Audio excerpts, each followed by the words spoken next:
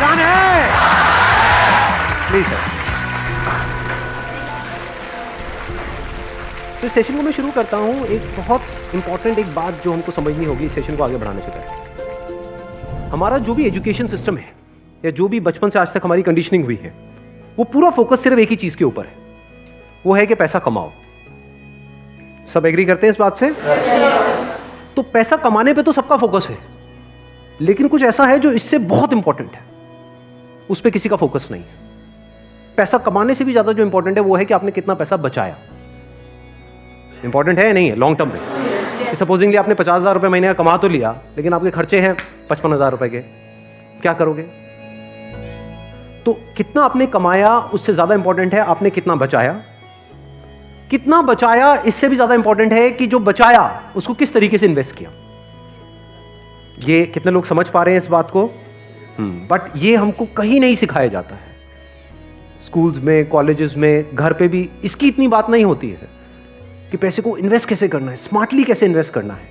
क्योंकि अगर आपको स्मार्टली इन्वेस्ट करना आता है और आप मान लो महीने का, मैं बहुत बड़ी बात नहीं करता, 2-3 हज़ार रुपए भी इन्वेस्ट करते रहते हो अभी से, इस एज ग्रुप से, which is around 25 years 30 years, तो आने वाले 20 साल बाद, 30 साल बाद पता है आपके अकाउंट में कितना पैसा हो सकता है अगर स्मार्टली इन्वेस्ट करते हो तो?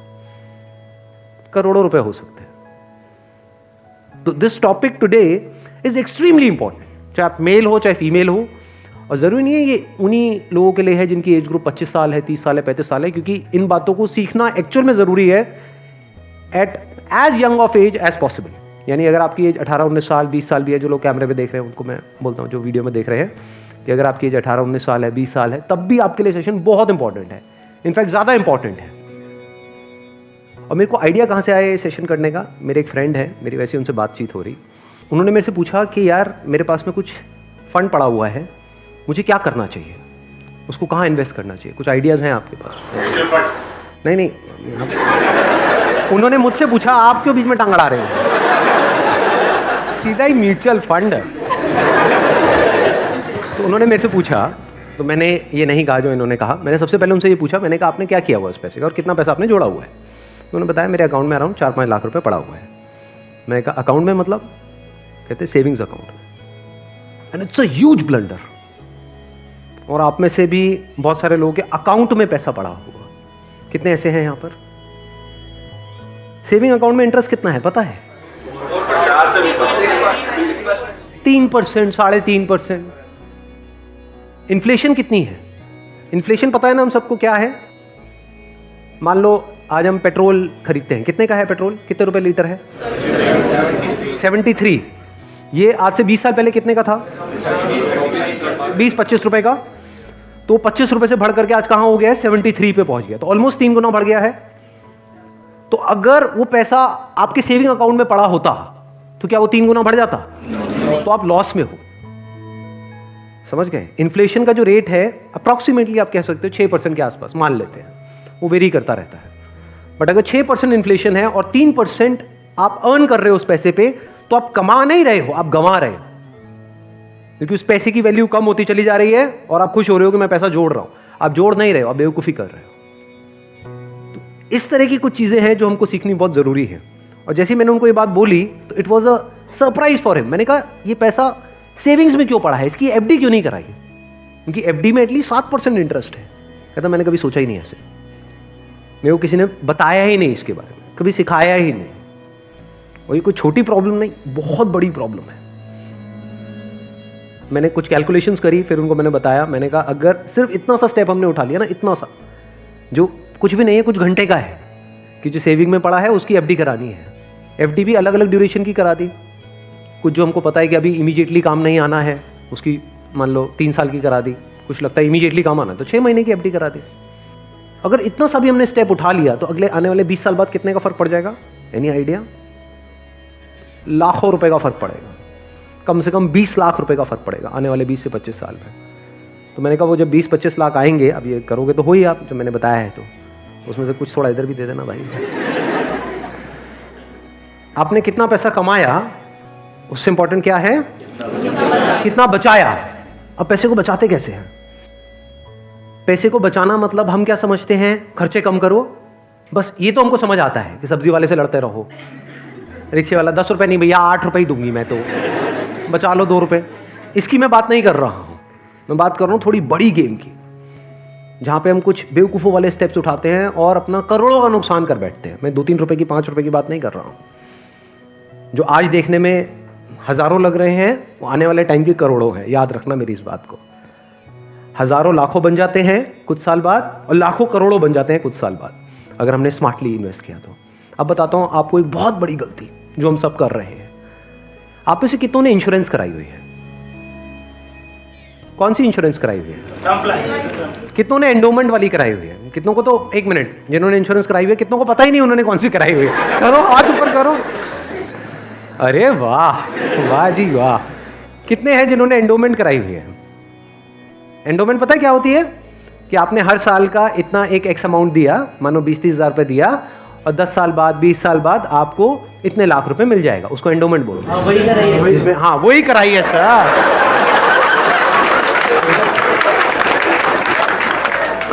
क्या सर एंडोमेंट पेंडोमेंट बोलते? सीधी बात करो ना। इंश्योरेंस का मतलब लोग यही समझते हैं इंडिया में कि हर साल का इतना पैसा जाना है, इतना प्रीमियम जाएगा, 20,000, 30,000, 40,000, और 20 साल बाद आपको इतने लाख रुपए मिल जाएगा। मान लो 20 लाख रुपए मिल जाएगा, जो सुनने में बड़ा अट्रैक्टिव लगता है। बेवकूफों वाला स्टेप है ये। कितनों ने टर्म इंश्योरेंस कराई हुई है? हार्डली 3 या 4 या 5 लोग। कमाल जी कमाल। देख लो कितना बड़ा ब्लंडर है ये अभी आप सपने में भी नहीं सोच सकते। और ये आपको कोई नहीं बताएगा, ना कोई बैंक वाले बताएंगे, ना कोई इंश्योरेंस एजेंट बताएगा, ना आपका कोई दोस्त बताएगा, क्योंकि जब पैसा बीच में आ जाता है तो यारी दोस्ती सिर्फ नाम की होती है। दारू पी रहे हो, ओ तुम मेरा भाई है, मैं तेरे साथ में कभी कुछ गलत नहीं कर सकता, ले तू एंडोमेंट करा, ओ तुम मेरे पे छोड़ दे यार। और आपको पता ही नहीं आपका कितना बुरी तरीके से कटा है। तो अब ध्यान से समझना, ये जो टर्म इंश्योरेंस है ये आपको कराने के लिए कोई नहीं बोलेगा। क्यों? क्योंकि इसमें जो इंश्योरेंस एजेंट है उसको पैसा ना के बराबर मिलेगा। जो एंडोमेंट प्लान्स होते हैं, जो यूलिप्स होते हैं, उसमें उनको अच्छा खासा कमीशन मिलता है, कुछ केसेस में 30% तक भी मिलता है। अगर आपने मानो 20,000 की इंश्योरेंस कराई तो 30% कट गया आपका। आपका कट नहीं गया है, पैसा आपका कट गया है। 6,000 रुपये गया। अगर 6,000 रुपये वैसे कहीं पे खो जाते हैं या नहीं मिलते हैं या कोई लेकर के आपसे भाग जाता है, कितने दिन तक टेंशन रहती है? मजे की बात क्या है, आपको पता ही नहीं है कि आपके साथ क्या हुआ है। ये जो टर्म इंश्योरेंस होती है इसमें ना के बराबर कटता है। इसमें बस एक पॉइंट होता है जिसको सुनते ही आप लोगों को झटका लगेगा, जिनका कन्वेंशनल माइंडसेट है। टर्म इंश्योरेंस क्या होती है कि आप इतना पैसा देते रहो, मानो आपने 10 साल दिया, 20 साल दिया, 30 साल दिया, 30 साल बाद आपको 1 रुपए भी वापस नहीं आएगा। ओह सर, ये क्या सर, वापस नहीं आएगा तो फायदा क्या? इंश्योरेंस किस लिए होती है? किस लिए होती है? कि कल को आपको कुछ हो जाए। ये बेसिक सी बातें बता रहा हूं आपको, ये नहीं पता है लोगों को। अभी देख लो कितनों ने हाथ उठाया था। बेसिक सी बात समझो, इंश्योरेंस का जो मतलब होता है वो होता है कि अगर आपको कुछ हो गया तो आपकी फैमिली को इतना पैसा मिल जाए कि उनको टेंशन ना हो। मान लो आप अर्निंग मेंबर हो फैमिली में, आप महीने का मान लो 30,000 कमा रहे हो, 40,000 कमा रहे हो, तो इंश्योरेंस का मतलब क्या है कि अगर आपको कुछ हो जाए तो आपकी फैमिली को इतना पैसा मिलना चाहिए कि उनके पास 40-50 हज़ार रुपये आता रहे। ये जो पॉलिसीज होती हैं, एंडोमेंट, यूलिप और ये सब जितनी भी होती हैं, इसमें कवर बहुत कम होता है। कवर का मतलब समझते हैं हम? कवर मतलब लाइफ कवर, जितने की कवरेज हुई है। कि अगर आप मानो 50,000 का प्रीमियम दोगे तो आपको कवरेज मिलेगी, अलग अलग प्लान में अलग अलग होती है, मान लो 10 से 20 लाख रुपए की।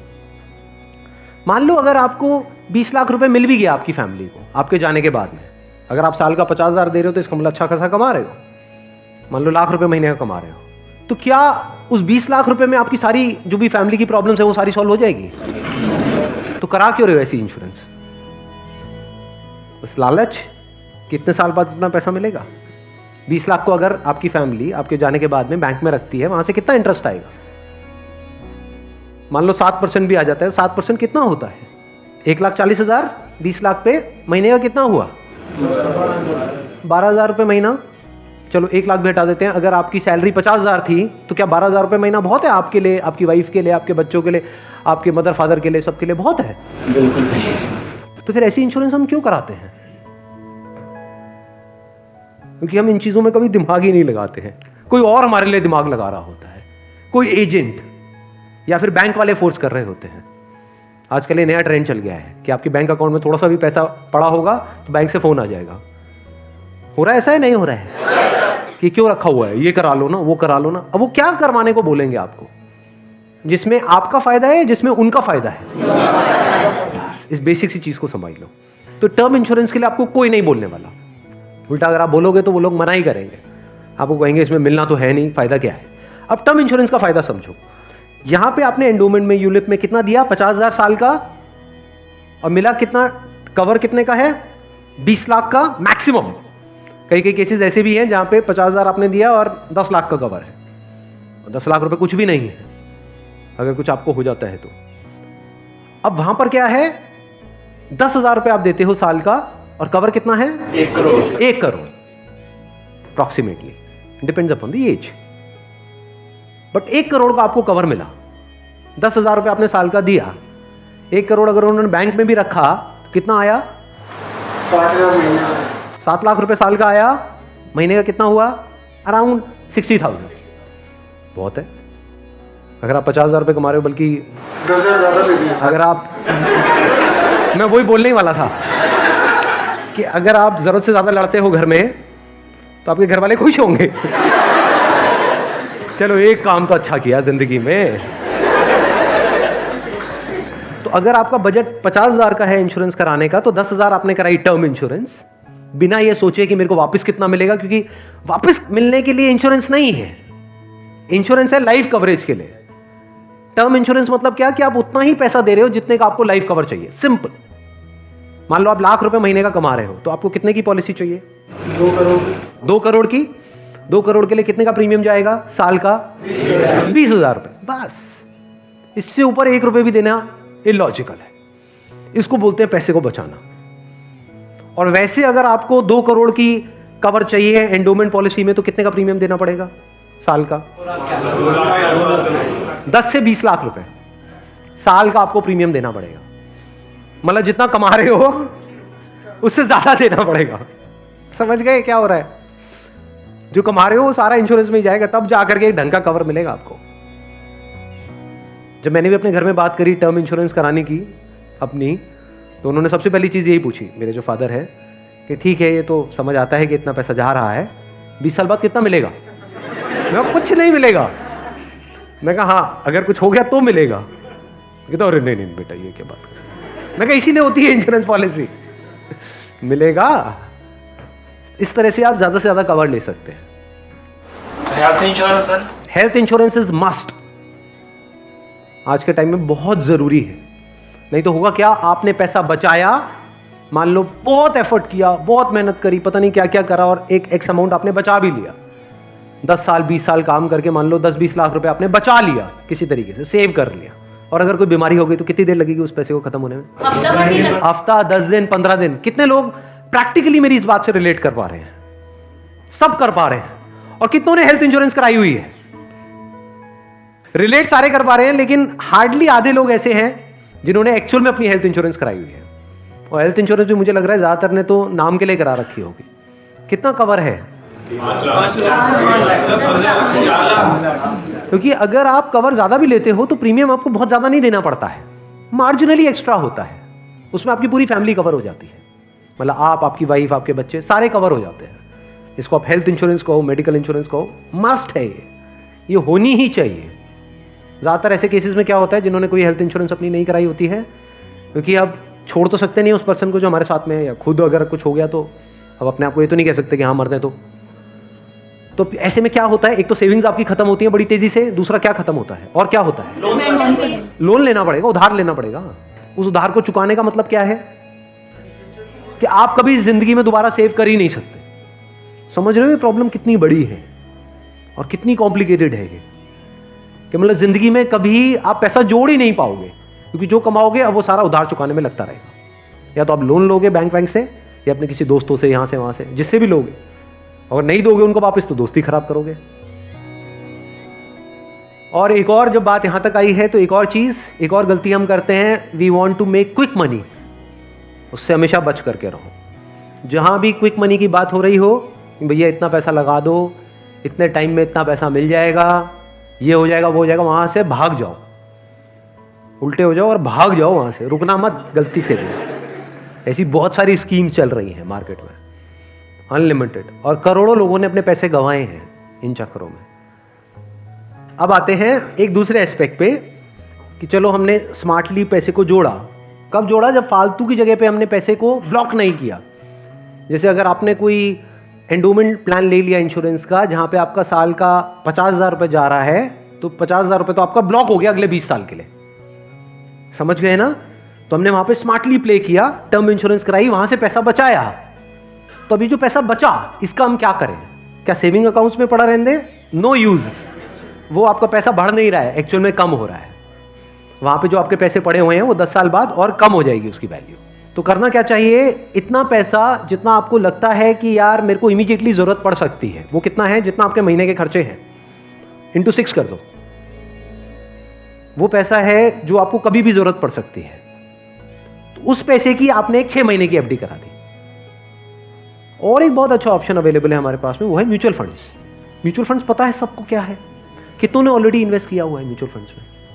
बहुत कम लोगों ने। क्यों नहीं किया हमने इन्वेस्ट? पता ही नहीं है। नंबर 1 करेक्ट इंफॉर्मेशन नहीं है। नंबर 2 हम डरते हैं, हमें लगता है म्यूचुअल फंड भी कोई स्कीम है कि पैसा इकट्ठा किया और कल को अगर भाग गए या बंद हो गया तो पता नहीं क्या होगा।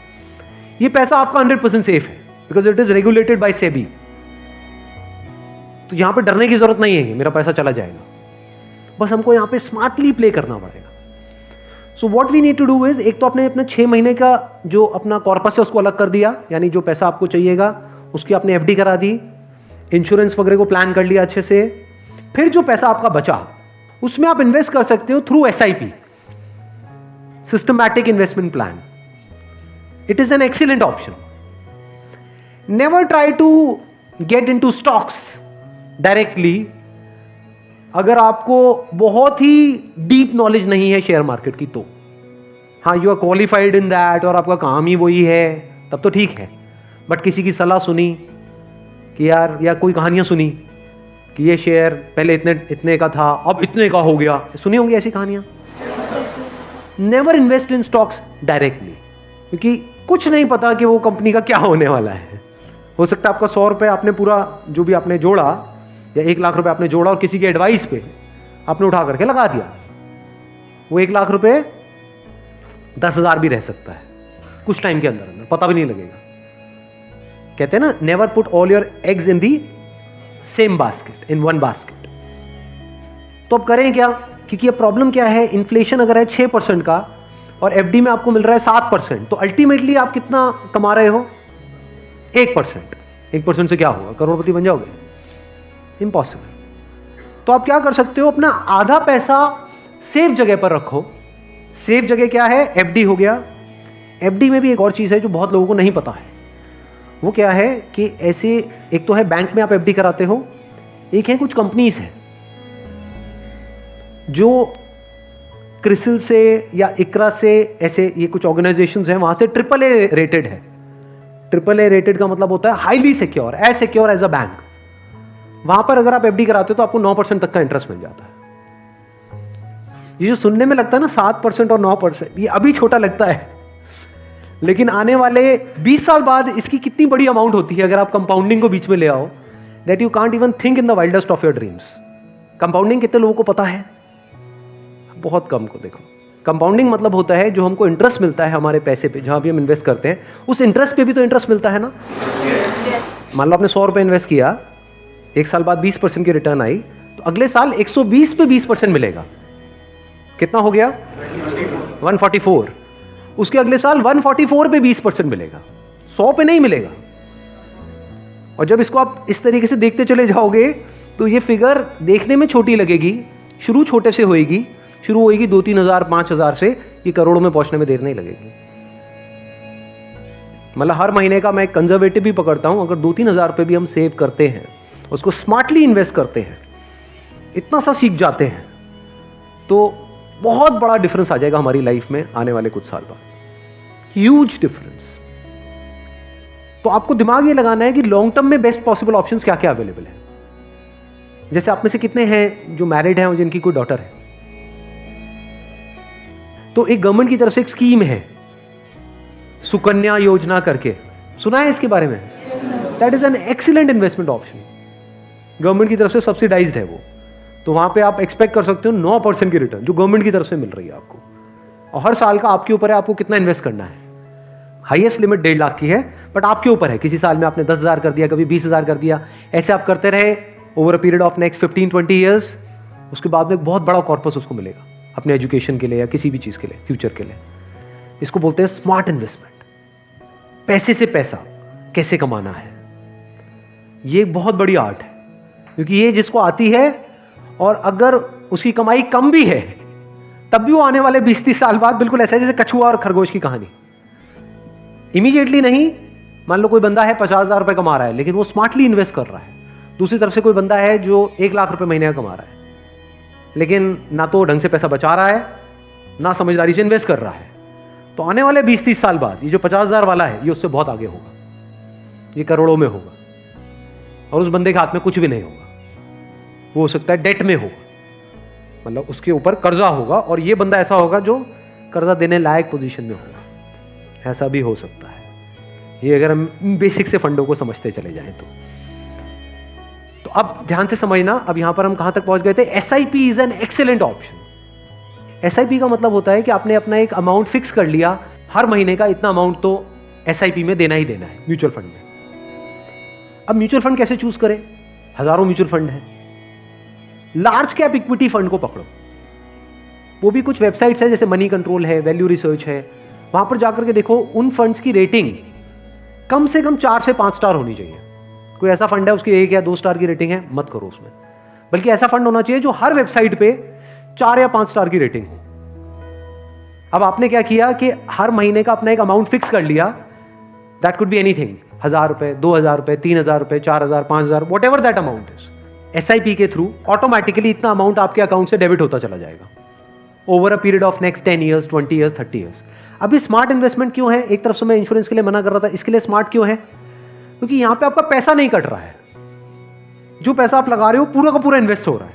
इसमें भी 2 ऑप्शन है, एक आप ब्रोकर के थ्रू जा सकते हो, एक है डायरेक्ट जा सकते हो। तो वहां पे आपका 1% और बच जाएगा। मान लो टोटल 1.5% कटना था हर साल का, तो अब कितना कटेगा? सिर्फ 0.5%। अभी 1% सुनने में छोटा लगता है, but over a period of 20-30 years ये लाखों रुपए का होता है। मतलब डिसीजन लेने में कुछ मिनट्स लगते हैं इन बातों को समझने में, लेकिन आने वाले टाइम में यही फर्क होगा कि आपके अकाउंट में लाखों है, करोड़ों है, क्या है। अच्छा, म्यूचुअल फंड क्यों और स्टॉक्स क्यों नहीं? क्योंकि स्टॉक्स में आप 1 या 2 या 4 में इन्वेस्ट कर रहे हो, म्यूचुअल फंड जो है वो डिवाइड कर देते हैं। वो मान लो 50 में उन्होंने इन्वेस्ट कर दिया, तो अब अगर उसमें से एक कंपनी बंद भी हो गई तब भी प्रोपोर्शनेटली जो आपने इन्वेस्टमेंट करी है उसमें उसका परसेंटेज क्या था? मान लो 2%, तो आपका 100 रुपए 98 रह गया, बस इतना ही हुआ। अब मार्केट में सबसे बड़ा डर लोगों को यह होता है जो म्यूचुअल फंड में नहीं इन्वेस्ट करते हैं कि कल को नीचे आ गया तो क्या होगा, क्योंकि नीचे आने की कोई लिमिट नहीं है। FD में यह है कि नीचे नहीं आएगा, इंटरेस्ट कम हो सकता है, नीचे नहीं आएगा। तो म्यूचुअल फंड में लोग नीचे आने के नाम से डरते हैं, ऊपर जाने में कोई डर नहीं है। अगर गारंटी मिल जाए कि भैया साल का इतना % तो आना ही आना है और आता ही रहेगा जिंदगी भर, तो कोई डर ही नहीं है, फिर तो सारे लगा देंगे। बट कोई गारंटी नहीं है ना, और नीचे भी जा सकता है। तो अगर कुछ ऐसा हो जाए कि अगर म्यूचुअल फंड नीचे भी जाए तब भी आपका फायदा हो जाए, तो प्रॉब्लम सॉल्व हो गई ना। ये मेरी अपनी स्ट्रैटेजी है, ये कोई किसी बुक में नहीं है या कोई थ्योरी नहीं है, ये मेरी अपनी स्ट्रैटेजी है, वो मैं आप लोगों के साथ में शेयर कर रहा हूँ। आपको क्या करना है? मोटा मोटा स्टॉक मार्केट को ट्रैक करना है, हफ्ते में 1 दिन देख लो कि अभी कितने पे चल रहा है। मान लो एक पीक है, पीक अभी मान लो 40,000 है, अभी मार्केट चल रहा है अराउंड कितना? 37 के अराउंड चल रहा है। तो मेरी स्ट्रैटेजी क्या है? जैसे ही मार्केट 20% से नीचे गिर जाए कि मार्केट की ये पीक है, मान लो 40,000 है, अब मार्केट 30,000 पे आ गया है, तो आपने क्या किया? पहले इन्वेस्ट किया हुआ था SIP में, लार्ज कैप्स में, आप इमीडिएटली जैसे ही मार्केट 30 पे आई आप स्विच कर गए मिड कैप में, not even in small cap, mid cap. अब ऐसा क्यों किया? क्योंकि जब मार्केट 20% टूटेगा, सेंसेक्स का मतलब लार्ज कैप्स जो बड़ी कंपनीज हैं, जब मार्केट 20% टूटेगा यानी बड़ी कंपनीज के जो शेयर्स हैं वो 20% से टूटेंगे, तो जो छोटी कंपनीज हैं उनके शेयर्स 50 से 60%, 70% तक टूट जाएंगे। तो जब वो 60% टूटा तो 100 की चीज आपको कितने में मिल गई? 50 में या 40 में। तो जब मार्केट नीचे भी गया तो आपका फायदा हो रहा है। ये स्ट्रैटेजी समझ आ गई? वापस से जैसे ही मार्केट जो भी लास्ट उसकी पीक थी, मान लो 40,000, उससे 20% ऊपर गया तो मिड कैप से आप स्विच कर गए वापस से लार्ज कैप में। ये स्ट्रैटेजी जो है ये मैंने सीखी है वॉरेन बफे से। उनका जो बेसिक सा फंडा है, मतलब अगर एक लाइन के अंदर बोला जाए, वो क्या है कि जब मार्केट बहुत ज्यादा ग्रीडी हो तो डरो, और जब मार्केट डरा हुआ है तो ग्रीडी हो जाओ। बेसिक सा फंडा है। मतलब जब सब डरे हुए हैं तो थोड़े से लालची हो जाओ, और जब सब लालची हो रहे हैं, मतलब मार्केट ऊपर भाग रहा है, तो डरने लग जाओ। तो लार्ज कैप में डर कम है, मिड कैप में डर ज्यादा है। तो जैसे ही मार्केट नीचे जाएगा मिड कैप को सब छोड़ देंगे, उस वक्त आप उसको पकड़ लोगे। तो अब चाहे मार्केट ऊपर उठे तब भी आपका फायदा है, नीचे गिरे तब भी आपका फायदा है। आप वेट कर रहे हो, मैं आज एक्चुअल में वेट कर रहा हूं। लोग हैं डरते हैं, जो म्यूचुअल फंड में इन्वेस्ट करते हैं, स्टॉक्स में इन्वेस्ट करते हैं, लोग डरते हैं कि मार्केट नीचे ना आ जाए, मार्केट ऊपर। मैं वेट कर रहा हूं, जाए तो सही नीचे। समझ गए? क्योंकि लार्ज कैप टूटेगा 20%, तो मिड कैप टूट जाएगा 60%। तो मेरा 100 रुपए लगा हुआ था तो 80 रह जाएगा, उस 80 को उठा करके मैं मिड कैप में डाल दूंगा, फिर आराम से बैठ जाऊंगा कुछ सालों के लिए। जैसे ही मार्केट ऊपर जाएगा, मतलब लोग लालच से तड़प रहे हैं, तब जैसे ही 20% ऊपर गया, मान लो 48,000 पे गया, मिड कैप से हट करके मैं आ जाऊंगा लार्ज कैप में, वापस से सेफ हो गया। अब जो नया पीक बन गया वो क्या बन गया? 48,000। आज की रेट में क्या है? 40,000। अब 48,000 पे 2020 चलेगा। आ गया गेम समझ में? तो यहां से आप पीसफुल हो, नहीं तो लोग डरे ही रहते हैं, म्यूचुअल फंड के नाम से डरते हैं। क्यों डरते हैं? अरे कम हो रहा है, कम हो रहा है, कम हो रहा है तो बढ़िया है, तब भी आपका फायदा है, और बढ़ रहा है तो फायदा है ही है।